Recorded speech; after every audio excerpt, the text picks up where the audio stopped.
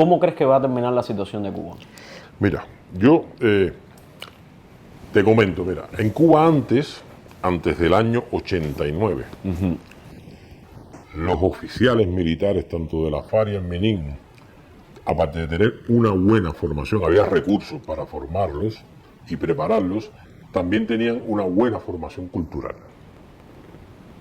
El país se gastaba el dinero en que esos oficiales, ahora esos oficiales salen de las academias militares con una serie de limitaciones desde el punto de vista cultural y entonces no dan la misma talla. ¿Por qué te digo esto? Porque ahora toda esta gente que trabajaba en el MININ y que trabajaba en el MINFAR antes de ese año, antes de que ocurrieran los hechos de Abrante, Ochoa, los hermanos La Guardia, etc., era gente que de alguna manera tenían una formación profesional en la vida civil, tenían una formación militar y tenían una formación cultural, ¿vale? Y eso les facilitaba el trabajo, porque les permitía llegar a entornos que no eran los de ellos y poder intercambiar relaciones interpersonales con gente porque había frecuencias de comunicación que se podían establecer. Siempre he dicho que el pingüino, aunque se vista de seda, pingüino se queda. Y entonces, ahora Cuba tiene ese problema. Pero hay mucha gente de mi generación que tienen ahora entre 50 y 60 años, 65 años, que está ahí, que no se quisieron ir de Cuba. Muchos de ellos, cuando los escuchas hablar, que salen al extranjero, etcétera, que hablan contigo, porque estando en Cuba es muy difícil, porque no quieren irse de Cuba. Y establecer relaciones con sus antiguos compañeros, con sus antiguos amigos dentro de Cuba, significa que si los ven, pierden el trabajo, pierden lo único que han sabido hacer. Algunos son civiles, otros son militares, pero bueno, les pasa eso. Entonces, cuando ellos tienen la oportunidad de viajar, entonces cogen un teléfono, te llaman, hablan, conversan. Y entonces todo el mundo en Cuba, un buen % de esa casta de funcionarios que hay en los ministerios, tanto inclusive en las Fuerzas Armadas, menos en las Fuerzas Armadas, porque han habido muchas purgas ahí, que en el MININ, etcétera, quieren que Cuba cambie. ¿Tú crees que realmente la gran mayoría quiere un cambio? Exactamente, porque a nadie le gusta ver un país que se está cayendo en pedazos. Nadie le gusta ver un país que sea improductivo totalmente. Ya Cuba no es productiva en ninguno de los renglones de la economía. No es capaz de tener éxito en nada. Las personas siempre, el cubano de a pie, y por mucho tiempo la gente ha creído de que los militares, todos los militares, incluso incluyendo los militares de bajo rango, ese mayor, capitán, teniente coronel, que gozaban de muchos privilegios, módulos de comida y todo eso. Sin embargo, en los últimos años sabemos de que no es así, de que también de bajo rango están padeciendo. Ellos han intentado, en la manera de lo posible. Pero fíjate, cuando se acabó la Unión Soviética, Fidel le dijo a Raúl, oye, te tienes que buscar la vida. Entonces, las industrias militares, aquellas que eran las que reparaban los tanques que estaban por ahí por la novia en mediodía, las que reparaban los aviones que estaban en la Ciudad de Libertad, las que reparaban los barcos que estaban en la base Granma, todas esas industrias militares las tienes que reconvertir y ponerlas a funcionar en tu negocio. Todo lo que es comercio militar lo conviertes en TRD Caribe. Todo lo que es turismo militar lo conviertes en lo que es gaviota. Eso explica por qué tantos militares fueron a parar a Los Cayos, a Varadero. Claro. Entonces, todo lo que es la transportación de MINFAR lo pones con Transgaviota. Y los aviones que teníamos aquí, inclusive la mayoría de los pilotos que eran del escuadrón de AN-26, pasaron a trabajar a Aerogaviota. Entonces, él empezó a montarse sus chiringuitos. Tecnotet, que era una empresa que era la que se encargaba dentro del MINFAR de hacer las compras, se convirtió en el Ministerio de Comercio Exterior de los militares. Entonces sabías que en Cuba todas las unidades militares estaban en espacios de terreno grandes, porque no eran cuarteles como la época de Batista, que tuve el cuartelito ahí, no, aquello se diseminó. Entonces, todos esos terrenos se reconvirtieron y se creó la agropecuaria de la FARC. Y la agropecuaria de la FARC, aparte de producir alimentos, también producía elaboración de alimentos. O sea, con todo eso que se hizo, ellos se tenían que buscar la vida y sufragar los gastos de las Fuerzas Armadas. Y después entraba Lourdes, ¿me entiendes? Que el dinero que entraba por Lourdes iba directamente a Julio Casas y Julio Casas lo destinaba. Y yo personalmente escuché que eran 400 millones. Era un amigo, 400 millones de dólares. había un amigo que me dice que eran 200, pero bueno, yo lo escuché. Y lo escuché en un momento que estaba Luis Alberto, que tenía el grado de mayor, que estaba ahí, en esa oficina.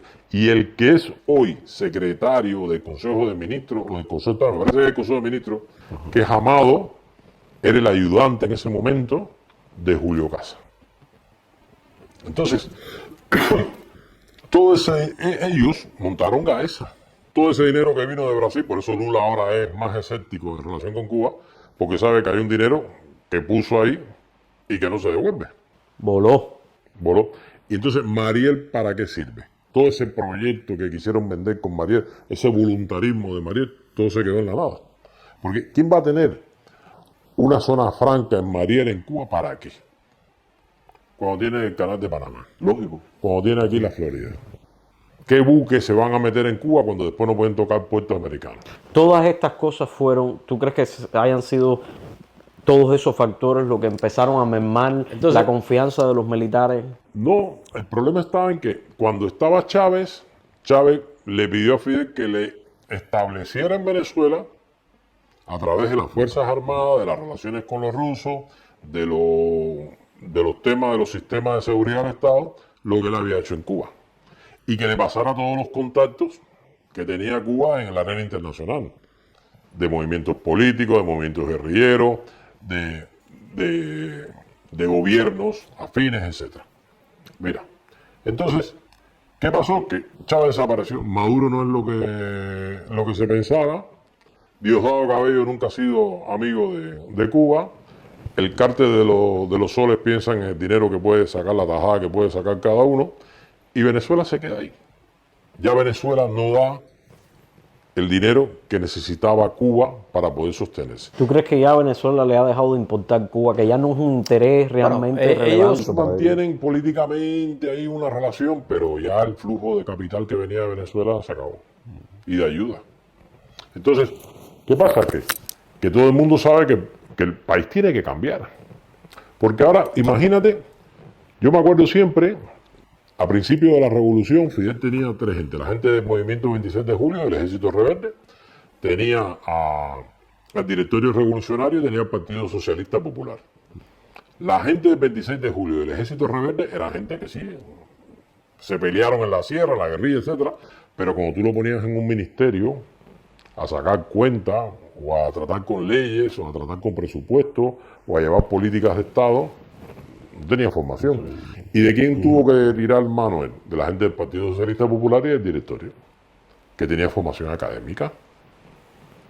Entonces, ¿qué pasa? Que ahora Cuba está, o sea, Raúl puede hacer lo que él quiera, pero tiene que contar con una casta de funcionarios que los ha tratado de renovar, que los ha tratado de jubilar, etcétera. Y cada vez empeoran más.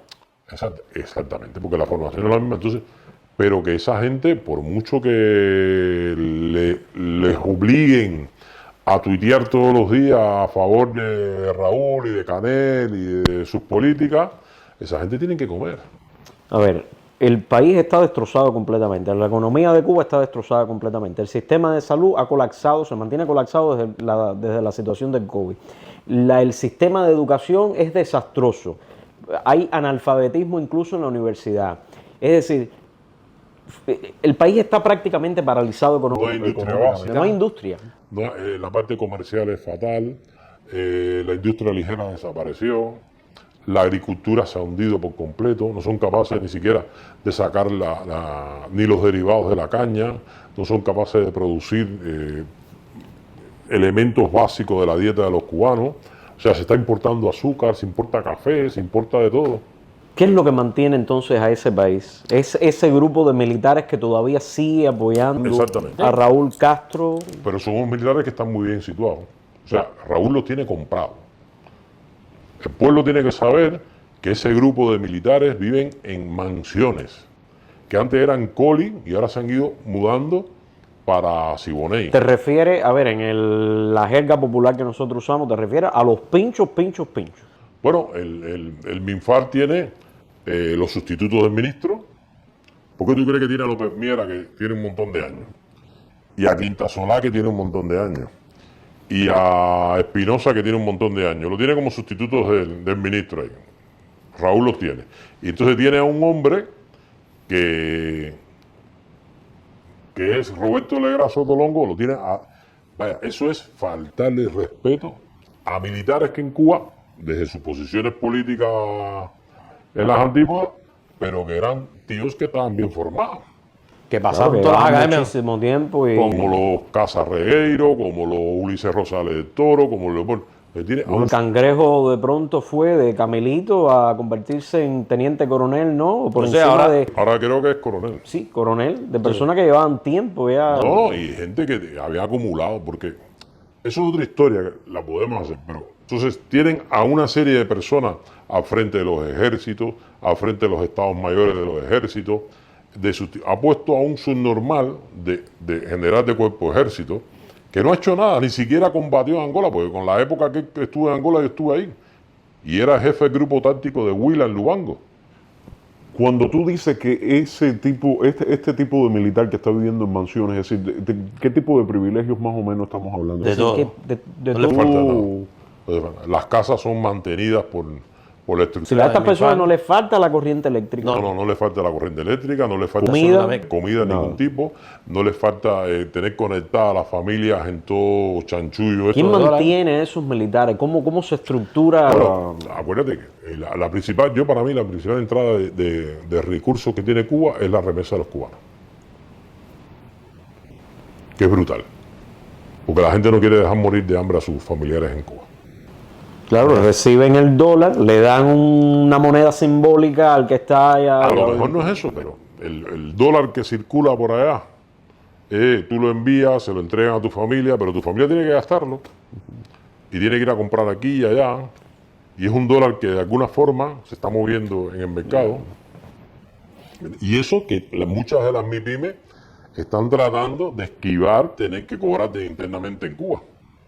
O sea, si yo quiero invitar a alguien hoy en La Habana a comer, le pago a un tío aquí en Miami la comida y entonces ellos van y comen allá.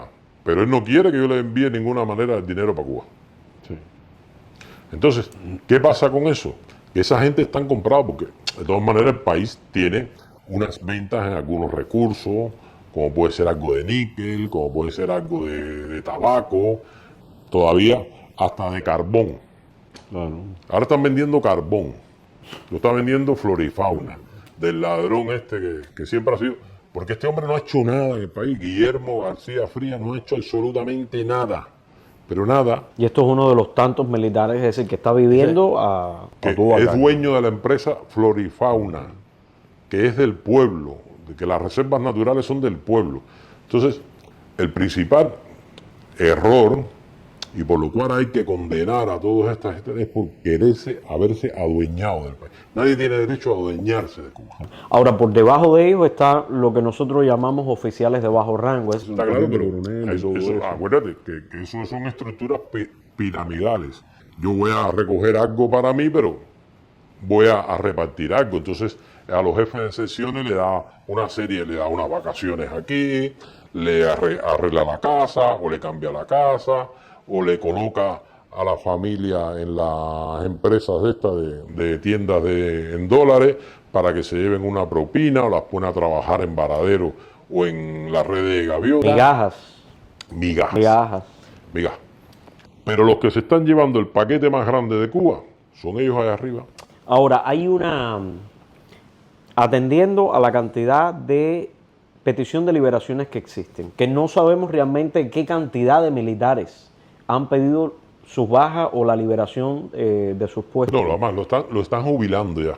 Con 60 años, de la generación mía, de 60 años, de entre 50 y 60 años, hay unos cuantos que nos han mandado para la casa. A ver, realmente nosotros no sabemos qué cantidad de peticiones de baja existen en estos momentos en la FARC y en el MININ. Pero eso lo que nos lleva a pensar es ¿se pudiera producir un levantamiento militar? Mi pequeña apreciación es que cuando, hasta ahora el brujo mayor es Raúl Castro Ruz. Cuando este hombre desaparezca, va a haber un grupo, una oligarquía castrense que va a protegerse ellos y va a proteger a la familia de él. Ni siquiera a la familia de Fidel. Van a proteger a la familia de Raúl. Fíjate tú. Y a la familia de gente como Ramiro, como Guillermo, como Machado Ventura, como Esteban Lazo, etc. Yo me imagino que Díaz-Canel y esos cuadros que se han estado moviendo en función de estas grandes líderes históricos, traten de alguna manera de recabar apoyos de algunos segmentos militares. Pero que están les muy per- distanciados. Pero- Hace poco hicieron una reunión y Díaz-Canel ni se acercó a ningún militar. Y a ver, yo no recuerdo, Ni en las paradas militares. efectivamente, yo no recuerdo que se hayan acercado Mira, a ninguna unidad Tú ves militar. que hacen una actividad en el ejército occidental, lo ponen por la prensa y Díaz-Canel ni aparece por ahí. No, felicitaciones, que eso lo escribe cualquiera en Según televisión, Twitter. pero presencia como tal, no sé. Pero me imagino que no sea tonto y que esté recabando apoyos. Que ahora es muy difícil porque acuérdate que inclusive cuando él tiene su oficina, Raúl le puso al lado de la oficina, le puso la oficina de Dios Alberto Rodríguez López Calla, para que lo tuviera vigilado constantemente. Si le está poniendo a Marrero en el Consejo de Ministros a Amado, que además los tienen calzados en el buró político, porque tienen a Amado y al otro, al del secretario del Consejo de Estado. Lo tienen puesto al lado ahí, uno lo tiene puesto, es para que lo vigile. Este hombre no se puede mover para ningún lado. ¿Tú crees que Díaz-Canel, en el caso de que muera Raúl Castro, que a ver, tiene que morir en algún momento, el Eterno no sabe más. Tratará de alguna vez en su vida tener honor y tratar de ser de verdad presidente de Cuba? Que lo van a cuestionar porque el que dirige el MINFAD es Roberto Legrazo Tolongo y ese ni lo mira. ¿Qué sucede entonces con Ramiro Valdés? Bueno, Ramiro siempre ha sido un átomo libre, ¿vale? Ramiro nunca ha sido de la devoción de Raúl. Ramiro siempre ha sido un átomo libre. Ramiro era un hombre de Fidel desde la época de Moncada, era de la gente de Artemisa, y Ramiro fue un tío del Minin. Después se dedicó a los temas estos de la computación y de su empresa Copestel, me parece que se llama así.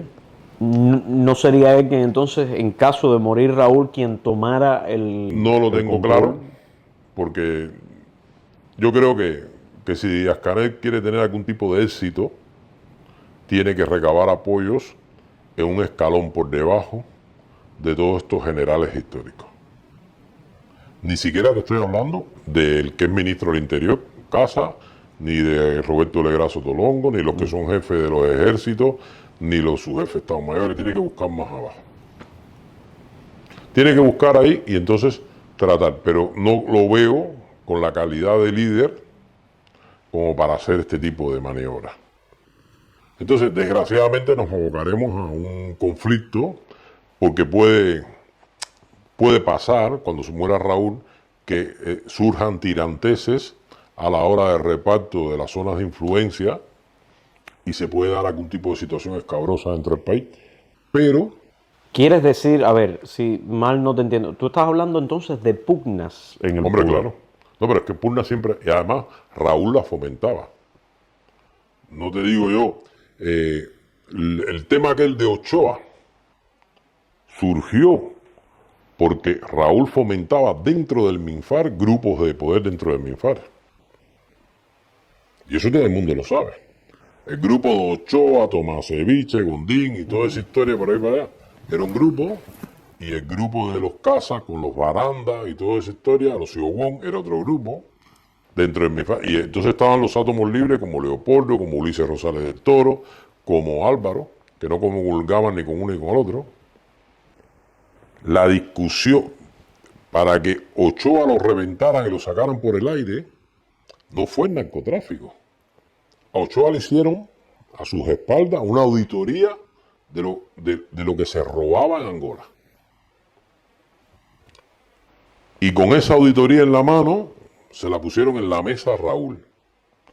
Y aquello era ya para... No hacía falta llegar al tema narcotráfico para meterle 30 años preso a Ochoa y a 15 generales más. Por el robo y el defalco de productos que en definitiva tenían que ir a la tropa, a los soldados, a los que se pasaban 24 meses ahí, como decíamos en Angola, aruñando. Lo de Angola fue que le montaron un informe de auditoría Ajá. de recursos que tenían que ir a la tropa y que no iban, y que se candongueaban, y que se robaban, y que se desviaban, y demás manejo. Entonces eso lo pusieron en la mano a Raúl, y Raúl lo que hizo fue esconderlo en una gaveta de su despacho y callarse la boca. Pero como ese grupo no le bastaba porque pedían sangre de rencillas y de venganzas anteriores con Ochoa, le metieron un registro a Martínez, que era el ayudante de Ochoa, y ahí fue donde encontraron la carta de Pablo. Eso fue... De casualidad. Pero no fue una postal que envió desde Medellín. No, fue una carta. Fue una carta, para que eso... Casi idiota, ¿no? Enviar una cosa tan evidente que se iba a descubrir. Martínez era un imbécil, que nunca había sido un buen militar. Era un ayudante que tenía Ochoa ahí, con un séquito de muchas chicas que estaban alrededor de él. Y entonces cometió la estupidez de conservar esa carta.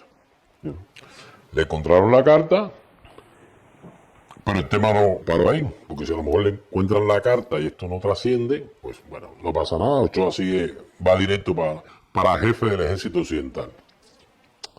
Pero entonces, antes, la Unión Soviética tenía como si fuera un control férreo en todos los partidos comunistas del mundo entero.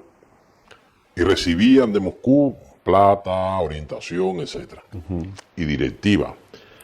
Y Carlos Rafael Rodríguez era uno de los que funcionaba así antes de que Fidel tomara el poder y tenía contactos de otros miembros de esa red mundial.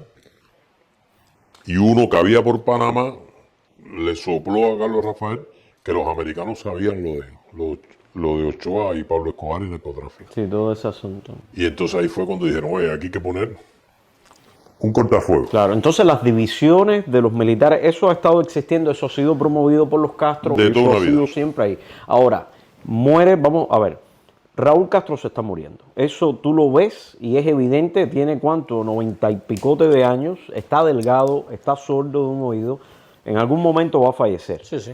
Y la última información que tengo, no sé si sabes, Ramiro Valdés acaba de pasar por Cienfuegos. Y una persona que lo escuchó prácticamente no le entendió nada. Quiere decir que también está perdiendo ya capacidad mental. Estamos sugiriendo un escenario aquí, hipotético. Muere Raúl Castro, muere Ramiro Valdés, que quizás pudiera sustituir. No, Ramiro nunca va a sustituir. Bueno, entonces, muere Ni Raúl Castro. Ramiro, ni Machado, ni Esteban Lazo, ni el Salvador Valdés Mesa, ninguno de ellos va a sustituir. Salvador Valdés Mesa es el limosnero, es el recaudador de huevos. Lo único que está haciendo es pidiéndole comida a las provincias de todo el país para mandarla para Le La Habana. mandan, de vez en cuando le mandan un viajecito para que se resuelva $4. Venga.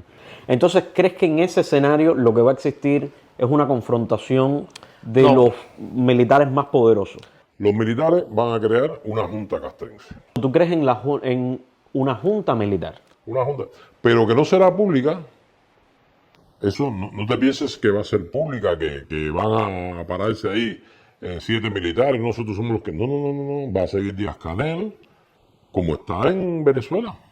Va a seguir Díaz-Canel, que hace su papel de presidente, pero por detrás de la cortina, los que moverán el hilo del poder serán algún que otro civil, la familia de Raúl, el hijo, el nieto, la hija, etcétera, que son los que controlan el chiringuito, y los militares. Pero si esa junta no hace ninguna reforma, entonces lo que ellos van a estar esperando es una explosión social.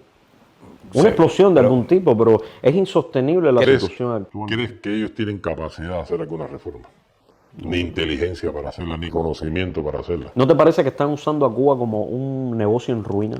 No, están usando a Cuba como su casa, donde Fidel, yo siempre pensé que Fidel hizo con Cuba lo mismo que hizo el padre con Virán, ahí en la finca que tenía por allá, ¿no? que el ferrocarril era de él, que la tienda era de él, que la escuelita era de él, que todo era de él.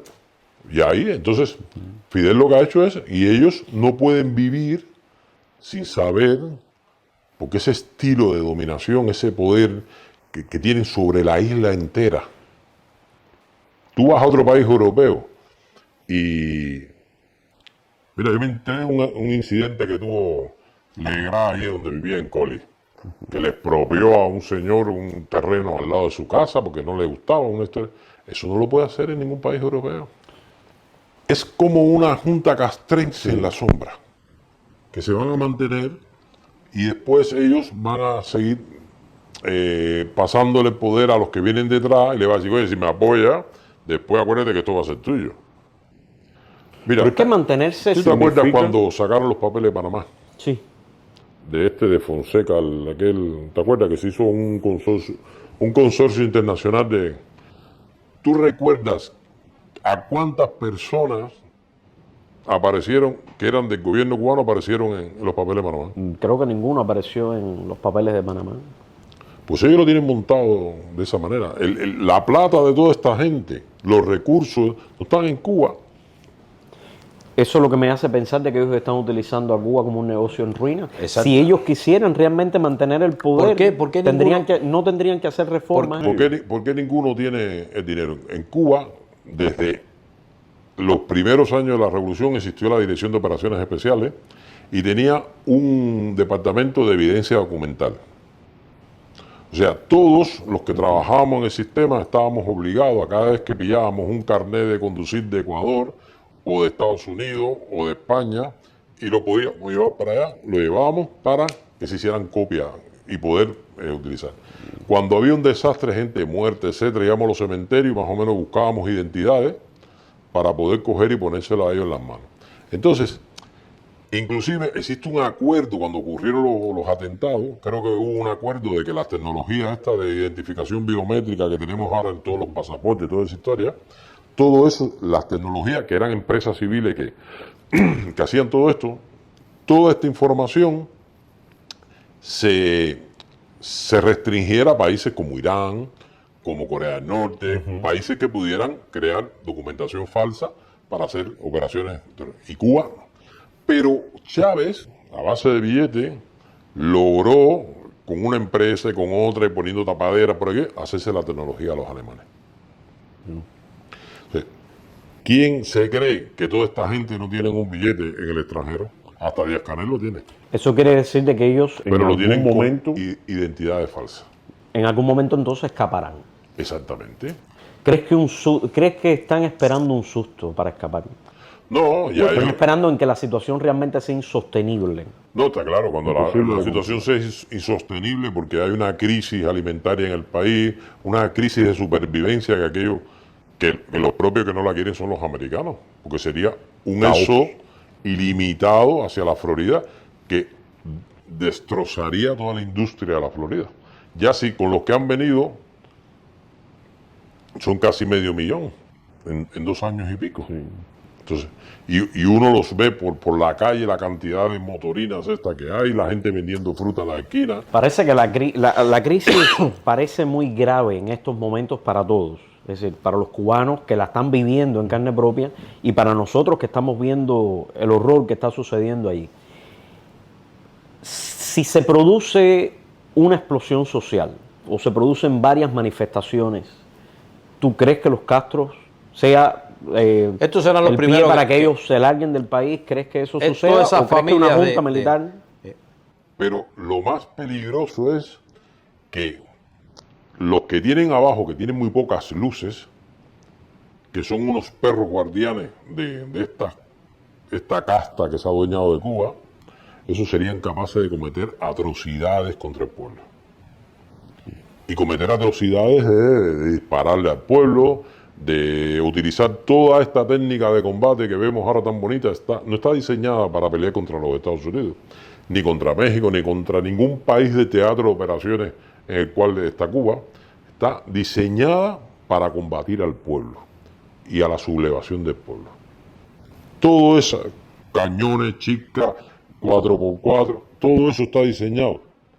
todas esas transformaciones que han hecho poniendo encima de una BTR, Sí. todos esos cohetes que han hecho, toda esa historia está diseñado para combatir al pueblo. Entonces estamos hablando de la posibilidad de una guerra civil. Porque Exacto. frente a una explosión social y la determinación caprichosa de un gobierno que no quiere abandonar el poder y que no va a dejar el poder, entonces se dará la posibilidad de una guerra civil.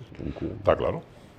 Pero bueno, ¿Cómo tú ves, ya para finalizar, cómo tú ves, dónde tú ves la solución aquí? ¿Cuál sería la solución? La solución O aquí... la solución más realista, es decir, ¿qué es lo más probable que pueda suceder entonces? destrozar las estructuras del gobierno cubano, destrozar todos los ministerios, convertiría el país en un caos. O sea, imagínate que no funcione, aunque funciona mal, el Ministerio de Salud sería un Haití. Pero el Ministerio de Salud tiene una estructura, el Ministerio de Educación tiene una estructura, los bancos mal, pero tienen una estructura, todo el sistema de economía, de impuestos, el Ministerio de tal, la distribución de alimentos por los ministerios, o sea, el país tiene una estructura. Hay que garantizar, lo primero que se ha hecho en Haití es contratar a tropas kenianas para que vengan a estabilizar el país. ¿Por qué? Porque esas tropas crean un espacio de seguridad para que empiecen a operar las infraestructuras vitales del país, para que aquí no se metan las bandas, para que aquí no operen en los sistemas de salud, el sistema de educación, el gobierno, para que se empiecen a generar los recursos, el sistema electroenergético, etcétera. Crea una seguridad. Entonces, cuando tú combates eso, creas un espacio de seguridad.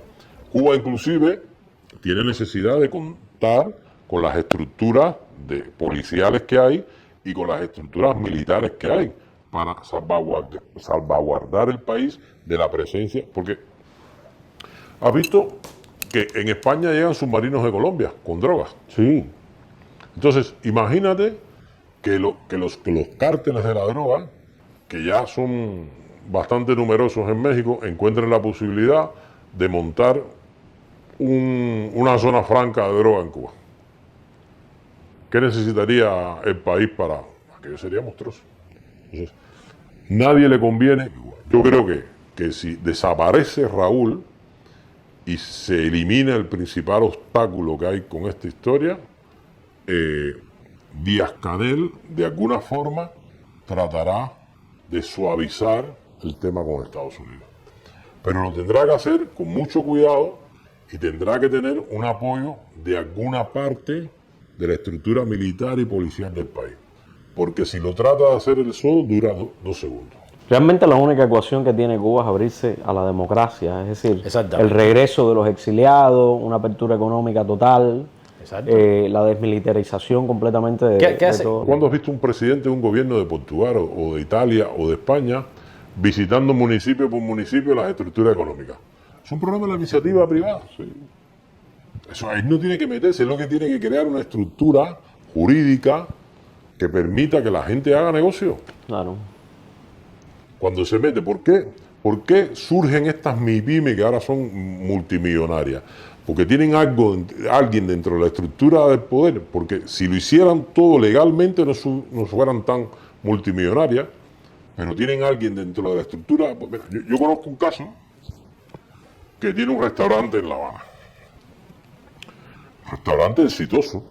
El hombre se ha comprado hasta un barquito para pescar los productos que él lleva para el restaurante. Mejor no te hago los cuentos de Cienfuegos, entonces. No, continúa, que los cuentos de Cienfuegos son Entonces, este tío, asombrosos. ¿cómo funciona su barco? Su barco le paga parte de la producción a Guardafrontera. Y Guardafrontera mira para otro lado cuando se mete en zonas que son de veda perpetua. Eso va a empezar. Ni Guardafrontera se mete de donde saca el aceite, ni la gasolina, ni los recambios, ni para calafatear el barquito que tiene, de donde saca el hilo. O sea, lo de calafatear. Sí, Vale. sí. Entonces, ahí no se mete. Después llegas al restaurante. Y el restaurante tiene de todo. Pero tú crees que este hombre es tan tonto de irse a buscar a México o a Europa el plato, los cubiertos, los manteles. No. Se los cogen en el mercado negro a la estructura. Y así funcionan Así todas las funciona, así funciona. ¿Tú crees entonces muy poco probable una insurrección militar? yo creo que habrá parte de la estructura militar del país que apoye un cambio. Pero no ves un levantamiento militar. Pero que apoye un cambio. Puede que se den situaciones complicadas, Acaba de suceder este caso que ocurrió en noviembre. puede que en algún lugar se den focos de levantamiento, puede que se apele a la calma, que se apele a no a levantar a derramamiento de sangre, pero que no hay soluciones.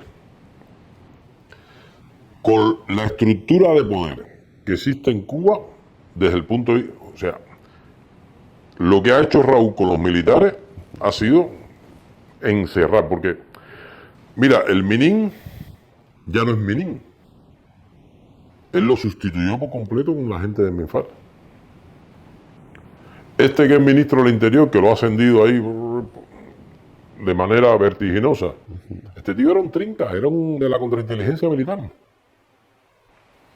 Todos estos que están ahí son de la contrainteligencia. La gente que son puramente del Minin no ha tenido el desarrollo que han tenido dentro del Minin, en ascenso, en progreso y toda esa historia, que han tenido la gente que han venido del Minfar, de la contrainteligencia militar y de los órganos de Minfar. Porque es que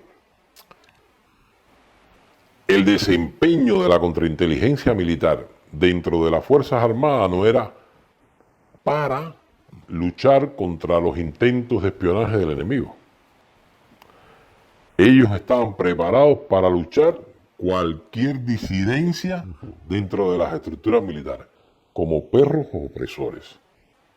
Eran gente que le importaba muy poco el arte operativo ni la preparación, solamente estaban en función de cercar a todo aquel que pudiera tener una voz disidente dentro de las Fuerzas Armadas. Y eso han trasladado a Minin. ¿Qué te gustaría para Cuba? Ya para cerrar con la última pregunta. A mí lo que me gustaría es que cuando desapareciera Raúl, que tiene que desaparecer, evidentemente, y mientras más pronto mejor, porque ha sido una desgracia para el país tener este hombre. Es un verdadero mafioso. Yo creo que si el Francis Ford Coppola lo hubiera conocido, no hubiera hecho El Padrino, hubiera hecho una película en torno a él, porque es mucho más esta realidad que la que hizo Una Michael historia Corleone. diabólica.